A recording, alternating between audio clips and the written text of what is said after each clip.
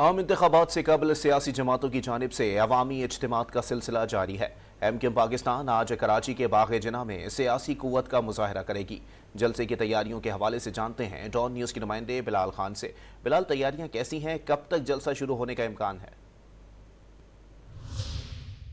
जी बिल्कुल, देखिए मुत्तहिदा कौमी मूवमेंट पाकिस्तान अवामी ताकत का मुजाहरा करने जा रही है। मैं इस वक्त बाग जिना ग्राउंड में मौजूद हूँ और यहाँ पर जो है तैयारियाँ चल रही हैं। तमाम तर जलसे की तैयारियाँ देख सकते हैं। मेरा कैमरा मैन आपको दिखाएगा कि ये जो है तादाद में कुर्सियाँ लगाई गई हैं, जबकि स्टेज के हवाले से बात की जाए तो स्टेज जो है वो 20 फुट ऊँचा और 80 फुट चौड़ा एक स्टेज बनाया गया और स्टेज के ऊपर फ़लस्तीन की आवाम से इज़हार यकजहती के लिए एक फ़लस्तीनी झंडा भी लगाया गया है। और इस जलसे से पाकिस्तान MKM के जो रहनुमा हैं वो खिताब करेंगे, जिसमें खालिद मकबूल सिद्दीकी, डॉक्टर फारूक सत्तार, उसके अलावा मुस्तफ़ा कमाल शामिल हैं।